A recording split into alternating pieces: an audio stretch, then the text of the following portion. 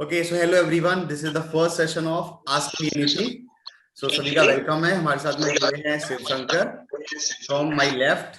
Right में पहले पर अंकुज और दूसरे पर Mansi Patel. Welcome you all. कैसे हैं आप लोग? अच्छे सर. Good morning all.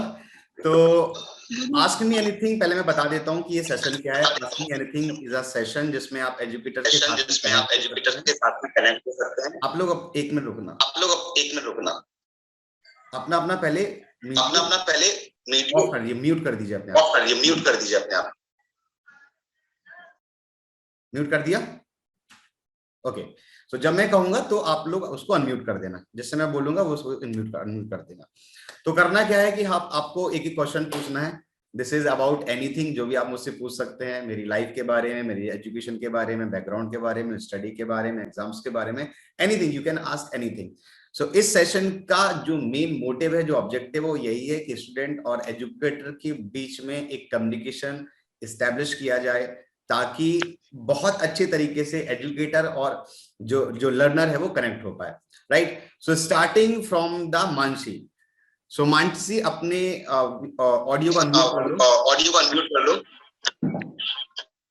कर लिया सर. ओके. सो मेरा अभी भी किसी का न्यूज़ नहीं है.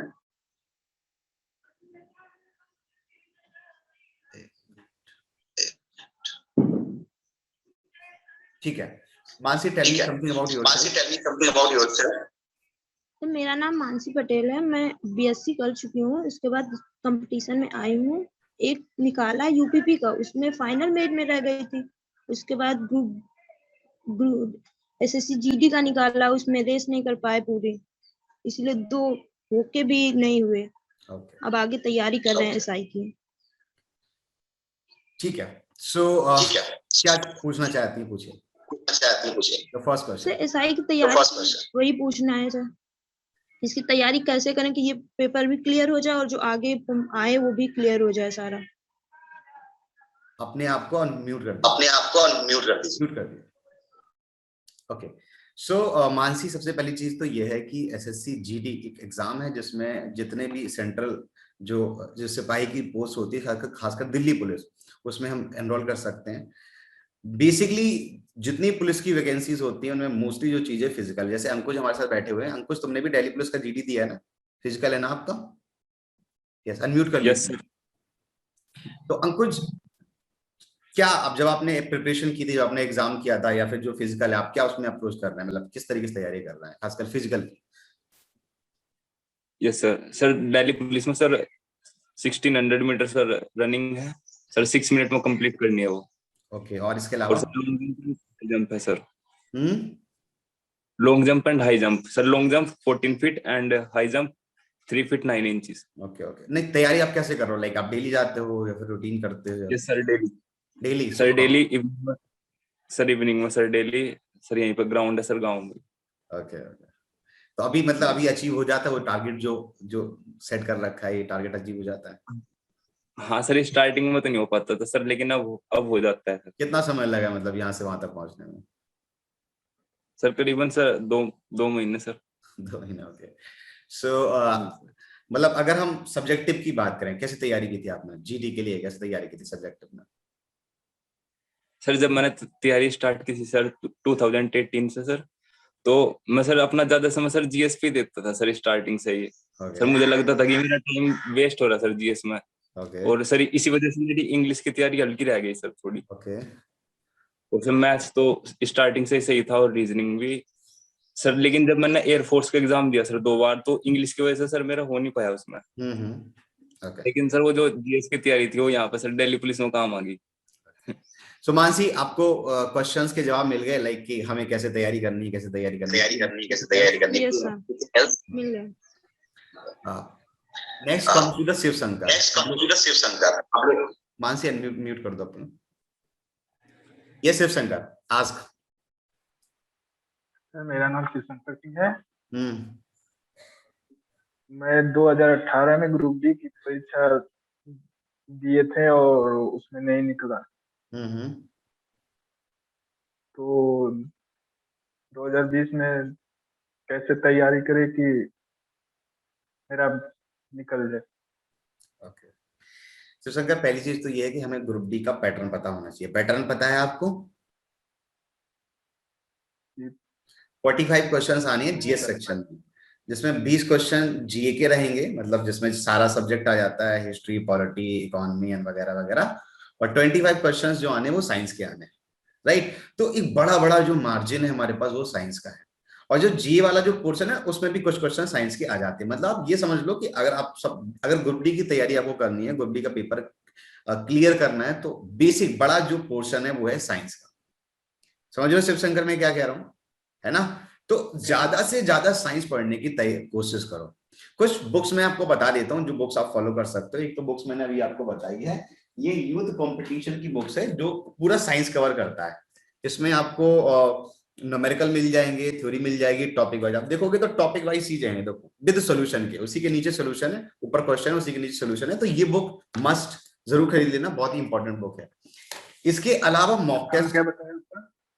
इसका है youth competition time, youth competition time, ठीक है। तो ये साइंस के लिए बुक हो जाएगी तुम्हारी, राइट। प्रीवियस पेपर के लिए तुम जो है प्लेटफॉर्म की बुक ले सकते हो, प्रीवियस उसके सारे क्वेश्चन मिल जाएंगे, बाकायदा उसमें सॉल्यूशन वगैरह सब कुछ होगा। तो 2 बुक मोर देन सफिशिएंट है, अगर इन 2 बुक को पढ़ लोगे तो मोर देन वो चीजें सफिशिएंट है। तीसरी इंपॉर्टेंट चीज है आप सबके लिए है, 2020 में और 2021 में आरआरबी एनटीपीसी का जो पेपर हुआ है, राइट, 2020 और 2021 में आरआरबी एनटीपीसी का जो पेपर हुआ है, उस पेपर को पूरा पढ़ लेना। जितने भी पेपर हुए शिफ्ट वाइज वो पूरा पढ़ लेना। मैंने आपको पता है, मैंने सभी जगह बहुत सारी क्लासेस भी लिए हैं, उनके पीडीएफ भी डाल रखे हैं, तो उन्हें जरूर देख लें, ठीक है। बात समझ में आ गई? ओके, एनीथिंग जो आपको मेरे बारे में जानना हो शिवशंकर? सर पहले तो अपना लखनऊ में पता बता दीजिए।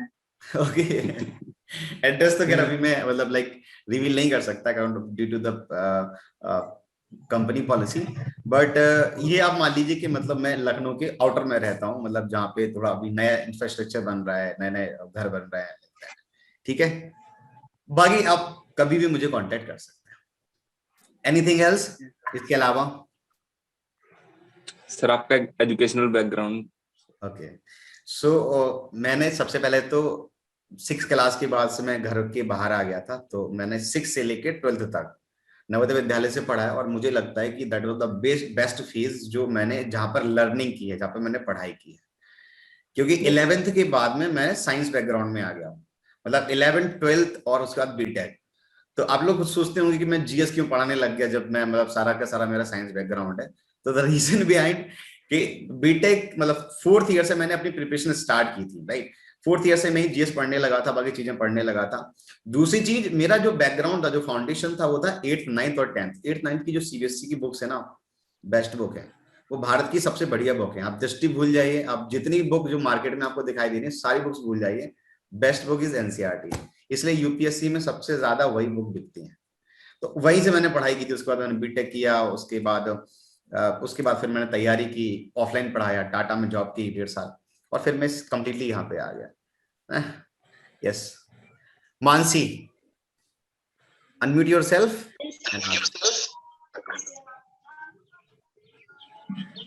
पूछो।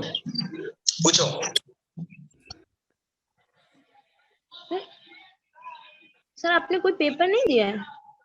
हाँ, मैंने बहुत सारे पेपर दिए हैं। जब मैं बोला करूँ तो आप अनम्यूट कर आवाज जस्ट कर दिए थे, आपने नाम बोला जस्ट कर दिए थे। ओके, अनम्यूट कर दो। तो मानसी, हो क्या रहा ना कि तुम्हारे मोबाइल से मेरी आवाज बार बार मतलब रिपीट हो रही है, शायद हो सकता है सराउंडिंग की वजह से, या हेडफोन लगाए हो क्या आप? तो मैंने बहुत सारे एग्जाम दिए, सबसे पहला जो एग्जाम दिया, सबसे पहला जो एग्जाम दिया था वो था मेरा यूपी ट्रिपल एससी का 2015 में। इसमें क्या था कि जो वैकेंसी थी वो थी मत्स्य अधिकारी, मतलब एक जो आपने देखा होगा कि हर स्टेट में फिशरीज डेवलपमेंट अथॉरिटी होती है, जो मत्स्य पालन का एक विभाग होता है, जो लोन देता है, तालाब बनाता है ना, और मछली पालन का जो है उसको डील करता है। तो उसमें एक फिशरी डेवलपमेंट ऑफिसर था, उसकी जॉब थी। तो उसको लेके मेरा पहले प्री हुआ, फिर मेंस हुआ, फिर इंटरव्यू हुआ। 2015 की बात है ये। वो मेरा पहला एग्जाम था जो मैंने बिना प्रिपरेशन के दिया था। मैं टाटा में था और किसी मेरे दोस्त ने कहा कि यार फॉर्म आया भर दे तो बढ़िया है, मैंने भर दिया। तो वो मेरा पहला एग्जाम था जब मैंने इंटरव्यू दिया। उसके बाद फिर मैंने यूपी मतलब जो उत्तर प्रदेश का जो संघ लोक सेवा आयोग है उसके एग्जाम दिए, प्री दिए, मेंस दिए। और जो मेजर एग्जाम मैंने क्लियर किए हैं वो है एसएससी सीजीएल के 2017-18। लेकिन 18 वाला जो था मेरा फाइनल में नहीं हुआ। मतलब फाइनल जो मेरा लिस्ट निकलती है जब आप टाइपिंग सब दे के आ जाते हो, उसके बाद जो फाइनल मेरी लिस्ट निकलती है उसमें मेरा फाइनली फिर नहीं हुआ। तो ये सारे एग्जाम्स है जो मैंने दिए हैं। सो लंग्स जो उत्तर प्रदेश का अपर पीसीएस वाला होता है जिसे हम पीएससी कहते हैं, वो एग्जाम दिया मैंने। लोअर पीसीएस का एग्जाम दिया है, एसएससी सीजीएल का एग्जाम दिया है। रेलवे में मैंने एनटीपीसी का क्वालिफाई किया था। एनटीपीसी इट वाज 2000 जो लास्ट वाला हुआ था 15-16 में। उसमें क्या सिस्टम था कि मैंने प्री दिया, मेंस दिया, मतलब जो टायर 1 टायर 2 कहते हैं। उसके बाद होता है एक साइकोलॉजिकल टेस्ट। अगर आप एएसएम के लिए फॉर्म भर रखे हैं, अगर आप कुछ स्पेसिफिक एग्जाम होते हैं उन्हीं में ये होता है, तो साइकोलॉजिकल टेस्ट होता है, वो बहुत ही अमेजिंग होता है। तो उसको मैं दे के आया। उसके बाद होता है मेडिकल। अब एएसएम में अगर आप असिस्टेंट स्टेशन मास्टर हैं तो उसमें एक बेसिक कंडीशन ये है कि आपकी जो आंखें हैं वो 6/9 होनी चाहिए। अभी 6/9 क्या होता है? जो बड़ा सा बॉक्स आता है ना, आपने देखा होगा जब डॉक्टर के पास जाते हैं तो बॉक्स लिखा होता है, उसमें एबीसीडी लिखी होती है ऊपर नीचे। तो नीचे वाली लाइन को छोड़कर आपको कम से कम ऊपर वाली लाइन पढ़ने में आनी चाहिए, उसे कहते हैं 6/9 बिना चश्मे के। तो अगर आप बिना चश्मे के नीचे वाली लाइन छोड़कर ऊपर वाली लाइन पढ़ लेते हैं तो आप 6/9 है। लेकिन अगर आप नहीं पढ़ पाते तो आप 6/9 नहीं है। तो दैट वाज द टाइम जब मैं वहां से आउट हुआ था, क्योंकि मुझे चश्मा लगा हुआ है। वो चश्मे के कारण मैं 6/9 ऊपर है, मेरा 6/12 के अराउंड है कुछ, मतलब ज्यादा मेरी आंखें खराब थी, right. So this kind of thing जो मैंने एग्जाम्स दिए हैं, ठीक है। इसके अलावा एनीथिंग जो आप पूछना चाह रहे हो? सर आपका नंबर कितना था इसमें? ओके, एनटीपीसी में मेरे जो मार्क्स थे वो अराउंड 80 to 84 का अराउंड था। और जो कट ऑफ थी वो 85 का अराउंड आई थी। मतलब जो फाइनल कट ऑफ थी, जो सब कुछ ये सब निकलने के बाद निकलती है। लेकिन बात तो यही है कि अगर आपका मेडिकल नहीं हुआ फिर आपके कितने भी अच्छे मार्क्स क्यों ना हो, उससे कोई फर्क नहीं पड़ता। समझ रहे हो? भले ही अगर आपके मार्क्स कम हो या मार्क्स ज्यादा हो, मेडिकल क्वालिफाई करना बहुत जरूरी है। तो आप सभी लोग अपने आंखों का जरूर ख्याल रखें, ठीक है। अगर आप एएसएम की तैयारी कर रहे हैं, अगर आप रेलवे की तैयारी कर रहे हैं तो। लेकिन ये सबके लिए जरूरी नहीं है। अगर आप टीसी में भर रखे हैं, या अगर आप एलडीसी है, यूडीसी का फॉर्म है, या फिर ट्रैफिक अप्रेंटिस है, उसमें ये आंखों वाला सिस्टम नहीं है। उसमें आप नॉर्मल आई भी आपकी चलेगी, चश्मे के साथ भी चलेगा, राइट। ओके मानसी, इसके अलावा कितने घंटे प्रिपरेशन करते थे, या कोई मतलब टाइम फिक्स था, या जब मन किया तब पढ़ रहे? ओके सो अगर हमें प्रिपरेशन करनी है, अगर हमें तैयारी करनी है, तो सबसे पहली चीज तो है कि ये मैटर नहीं करता कि आप कितने घंटे पढ़ रहे हो। मैटर ये करता है कि कंसिस्टेंटली कितने टाइम पढ़ रहे हो। मैं आपके लिए बेस्ट टाइम अगर बताऊं तो जब आप सो के उठते हो 6 बजे, राइट, 6 बजे उठ जाते हो, आई थिंक सो, है ना। अगर नहीं उठते तो उठना स्टार्ट कर दो। तो 6 बजे जब आप उठते हैं तो आप फ्रेश होइए, चाय वाय पी लीजिए, और 6 या 6:30 या 7 बजे से पढ़ना स्टार्ट करिए। 9 बजे तक पढ़िए, और 9 बजे तक वो चीज पढ़िए जो आपको रिवाइज करनी है। आप बिलीव नहीं करोगे कि आपका दिमाग एकदम कंप्यूटर की तरह भागेगा। बहुत क्विकली रिवीजन होता है जब आप सुबह उठ के पढ़ते हैं। इसलिए पहले के जो बूढ़े बुजुर्ग थे वो कहते थे सुबह पढ़िए, सुबह पढ़िए। मुझे भी इरिटेटिंग लगता है, मेरे पापा डेली कहते थे सुबह उठ के पढ़िए, सुबह उठ के पढ़िए, but that was really scientific है वो। दूसरी चीज, जब हम रात में बैठते हैं तो रात में हम ऐसा काम लेके बैठे जो हमें कैलकुलेटिव होता कि नींद ना आए। इन जनरली नींद अब नहीं आती है, लेकिन एक टाइम होता था जब नींद बहुत आती थी। रात में थोड़ी देर 2 घंटे पढ़ते थे, नींद आना स्टार्ट हो जाती थी। सो कोशिश करिए कि रात में हम ऐसी चीज लेके बैठे जो कैलकुलेटिव, मैथ लेके बैठे, रीजनिंग लेके बैठे। तीसरी इंपॉर्टेंट चीज, मेक अ शॉर्ट गोल, छोटे छोटे गोल्स बनाइए। अगर आप आज आपने पढ़ा कि आज मुझे केवल आज दिन भर में, है ना, सिंपल इंटरेस्ट पढ़ना है, तो एक छोटा सा गोल है। और इस गोल को जब आप पढ़ोगे, जब आप अचीव करोगे, जब आप पूरा चैप्टर पढ़ लोगे ना, तो अपने अंदर से एक सेटिस्फेक्शन आता है कि यार बस आज मैंने टारगेट लिया था कि मुझे सिंपल इंटरेस्ट पढ़ना था, मैंने पूरा पढ़ लिया। तो छोटे छोटे गोल्स बनाओ कि मुझे 1 महीने में अर्थमेटिक पढ़नी है, आज मुझे सिंपल इंटरेस्ट पढ़नी है। सो आपका प्लान कंप्लीट होना चाहिए। ये जरूरी नहीं है कि आपको 5 घंटे पढ़ना है, 6 घंटे पढ़ना है, मैं तो कहूँ 4 घंटे पढ़िए तब भी आपका एग्जाम निकल जाएगा। लिटरली ऐसा है। और मैंने सीजीएल के जितने भी एग्जाम दिए हैं, जितने भी चाहे वो प्री हो चाहे वो मेंस हो, मैंने ऐसा नहीं कि मैंने 4 महीने पढ़ा है, 5 महीने पढ़ा है, एग्जाम के 15 दिन पहले लेके बैठ गए और पढ़ना स्टार्ट कर दिया। बट मैं आपको एडवाइस नहीं करूंगा कि आप ऐसा करो। मैं तो जॉब वाला सिस्टम, मुझे जॉब छोड़नी पड़ती है, छुट्टियां लेनी पड़ती हैं, फिर मैं ऐसा करना स्टार्ट करता हूँ। लेकिन आपके साथ ऐसा नहीं है, आप उसे रेगुलरली करिए, राइट। हफ्ते में 1 या 2 मॉक जरूर दीजिए, 1 या 2 मॉक मस्ट जरूर दीजिए, राइट। ओके, पूछिए। सर आपने टीचिंग कब से स्टार्ट की sir? Okay, that's amazing question. मैंने टीचिंग स्टार्ट की थी 2015 से, 2015 से, जुलाई 2015 से मैंने ऑफलाइन पढ़ाना स्टार्ट किया। और मुझे लगता है कि ऑफलाइन में ज्यादा मजा आता है क्योंकि आप बच्चे से सामने सामने बैठ के इंटरेक्ट कर पाते हैं। लेकिन ऑनलाइन में ये है कि पढ़ने के लिए चीज अच्छी है, फालतू की चीजें नहीं हो पाती, फालतू की चीजें नहीं हो, बाकी क्योंकि बच्चे केवल कमेंट ही कर सकते हैं, टीचर अपना पढ़ाता रहता है। ऑफलाइन में थोड़ा कभी कभी डिस्ट्रैक्शन भी होता है, बच्चा कोई हरकत कर रहा है, किसी को डांट दिया, किसी को कुछ कर दिया, राइट। तो 2015 से मैंने पढ़ाना स्टार्ट किया था और अभी 2000 लगभग 6 साल होने वाला है। Okay, Mansi. Yes sir. Ask. अब तो क्वेश्चन नहीं समझ आ रहे, जो डाउट थे वो तो क्लियर हो गए। पढ़ाई कैसे करनी है, कितने घंटे कैसे करनी है, घंटे मायने नहीं देते, टाइम सेटिस्फेक्शन मिलना चाहिए। जब हम कोई किसी दिन चैप्टर को फिक्स कर लेते हैं, एक दिन नंबर सिस्टम लगाया, उसे पूरा उसे कंप्लीट कर लेते हैं, अच्छा फील हुआ कि आज ये मेरा कंप्लीट हो गया। कुछ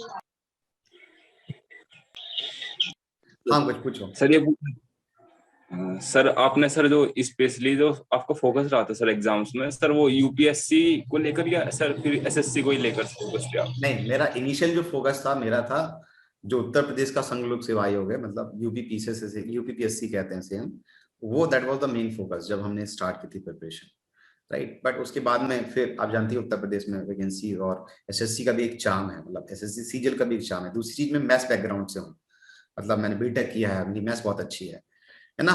तो मैथ्स और इंग्लिश दोनों ही मतलब एक सही चीज है जिसमें मैं अच्छा स्कोर कर सकता था, इसीलिए मैं एसएससी सीजीएल की तरफ थोड़ा बहुत मुझे लगा कि, क्योंकि कभी कभी ऐसा होता है ना कि आप एक एग्जाम की तैयारी करते रहते, बाकी एग्जाम की तरफ ध्यान नहीं देते।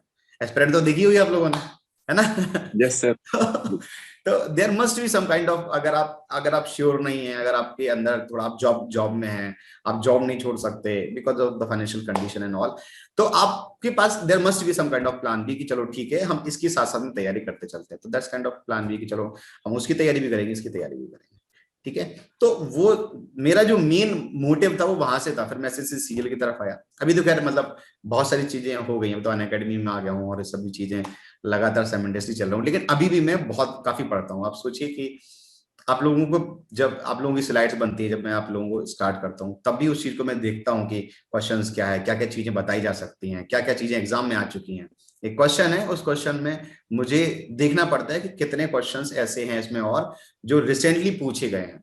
तो जब भी मैं क्लास में कोई चीज आपको बताता हूँ तो ऐसा नहीं कि मतलब मेरे दिमाग में है, मैं वो चीज मैं पहले कर देख लेता हूँ कि ये क्वेश्चन यहाँ से पूछे गए हैं और ये बताना जरूरी है उस क्वेश्चन से रिलेटेड। सो इसे डिटेल्ड एनालिसिस कह सकते हैं, और यही तरीका सही है पढ़ने का। जब भी आप कोई क्वेश्चन पढ़ते हो तो आप देखो कि उसमें और कितने क्वेश्चन आपके दिमाग में आते हैं, है ना। क्वेश्चन ये पूछा गया कि महात्मा गांधी ने कांग्रेस अधिवेशन में कब पार्टिसिपेट किया, तो बात महात्मा गांधी की इसी क्वेश्चन समाप्त नहीं होती है, फिर ये भी होती है कि महात्मा गांधी के बारे में कितनी चीजें आपको पता है, राइट। ओके, शिवशंकर, आवाज नहीं आ रही है, एक मिनट।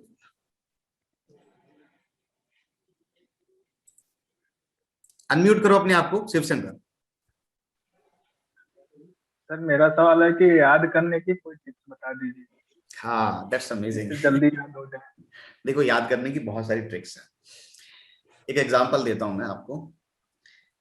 जम्मू कश्मीर में एक नेशनल पार्क है जिसका नाम है हेमिस हाई नेशनल पार्क, सुना? Yes sir.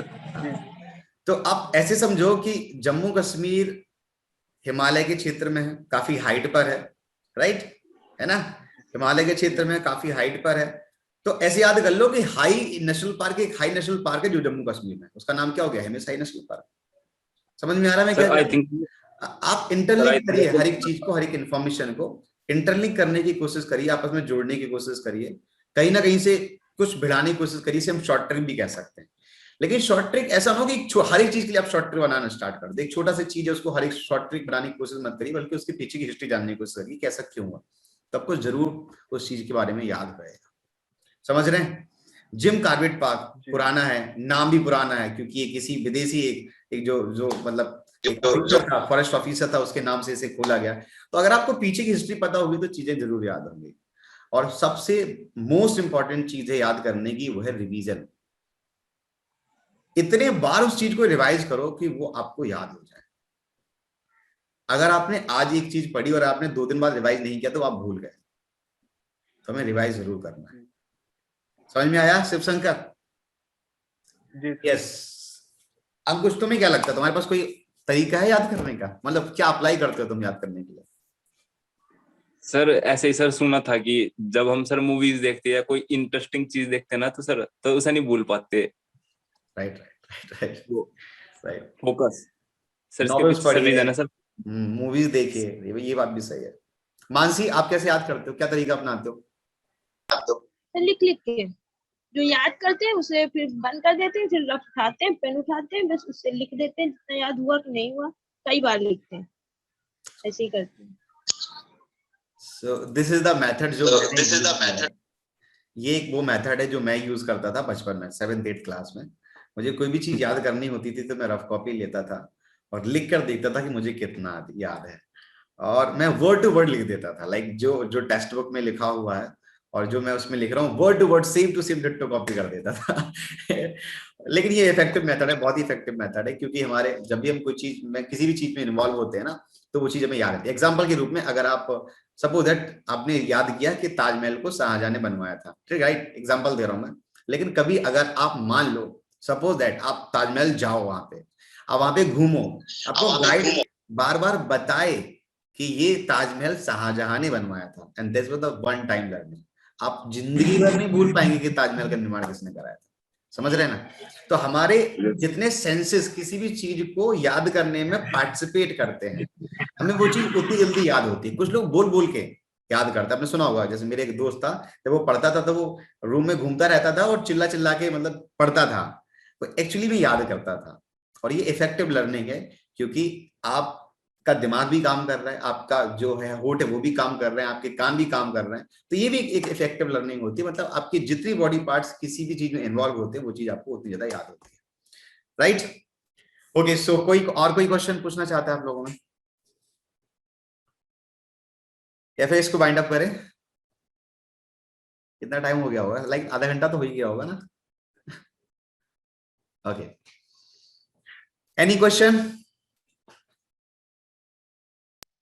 No sir.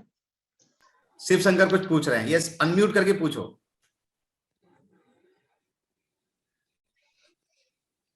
Unmute करो। हमारा सवाल ये है कि हमें कितने घंटे स्टडी करनी चाहिए? अभी ये इसका जवाब मैंने दिया ना मानसी को, कि आपको जरूरी नहीं करता कि कितने घंटे आपको पढ़ना है, जरूरी ये है कि आप कंसिस्टेंटली कितने घंटे पढ़ रहे हैं। आप 1 घंटे 2 घंटे 3 घंटे लगातार पढ़िए, डेली पढ़िए, और दैट्स द इफेक्टिव लर्निंग। ठीक है? Okay, thank you. Okay sir. I hope कि ये जो भी आपके डाउट होंगे, जो भी आपको पूछना होगा मेरे बारे में, क्लियर हो गया होगा। मैं थोड़ा बहुत अपने बारे में बता देता हूँ। मैं रहने वाला उरई जालौन का हूँ। उरई जालौन मतलब ये कानपुर झांसी के बीच में एक छोटा सा टाउन है, मतलब एक अच्छा टाउन है जहाँ से मैं रहना हूँ। मेरी एजुकेशन भी वहीं से हुई है। करंटली मैं लखनऊ में रिसाइड करता हूँ, और बाकी की चीजें भी इसी तरीके से हैं। बीटेक मैंने एचबीटीआई कानपुर से किया है। So this is my personal things जो मैं आपको बता सकता हूँ, जो मैं आपको शेयर कर सकता हूँ। ठीक है? तो nice to talk you all guys, बहुत ही अच्छा लगा आप लोगों से बात करके, और इसी तरह की सेशन हम लगातार करते रहेंगे। अभी भी आपको कोई क्वेश्चन हो तो पूछ सकते हैं आप लोग, अदरवाइज को वाइंड अप करें। Okay sir. Yes sir. Okay sir. Okay, so nice to talk you, thank you all, bye bye all, take care, अपना ख्याल रखें। और ये जो वीडियो है ये शाम में प्रीमियर होगा, सो जरूर देखें और शेयर करें। ठीक है? Bye bye. Thank you. Thank you. Unacademy पर आपको अगर स्टडी करनी है नियमित रूप से, सुचारू रूप से, रेगुलरली और बढ़िया तरीके से, तो अनअकैडमी के इस प्लेटफॉर्म में आपको बहुत सारी सुविधाएं मिलती हैं। सबसे पहली चीज, बेस्ट प्लेटफॉर्म मिलता है। 300 से ज्यादा बैचेस हर वीक में स्टार्ट होते हैं अनअकैडमी के ऐप पर। तो अभी तक अगर आपने एजुकेटर ऐप नहीं, अभी तक अनअकैडमी का ऐप डाउनलोड नहीं किया है तो जरूर कर लें।